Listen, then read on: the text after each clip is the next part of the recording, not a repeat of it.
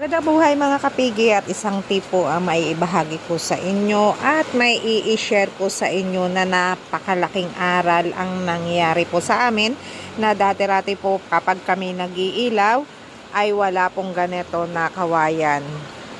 Dati po ay sa pagkakamali namin ay nawalan po kami ng isang bagong anak na inahin. Dahil po ang ginagamit naming ilaw dati ay hindi ganong bukilya. Itong ganito po, ang nagamit po namin ay yung open.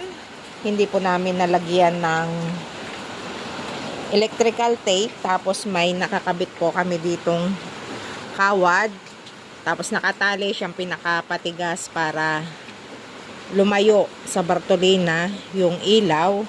Ang nangyari po, bumaba yung kawad doon, pagbuhay ng ilaw, plak, sabay na kuryente po yung bago kong anak na inahin. So, naging aral po sa amin, malaking naging aral yun sa amin, na huwag ididikit ng walang kawayan. Ito po. At ang kuryente po, hanggat maaari, ay malayo dun sa maaabot ng inahin. Dahil posible po yan na kagatin nung inahin, na magiging dahilan ng malaking pagkakamali.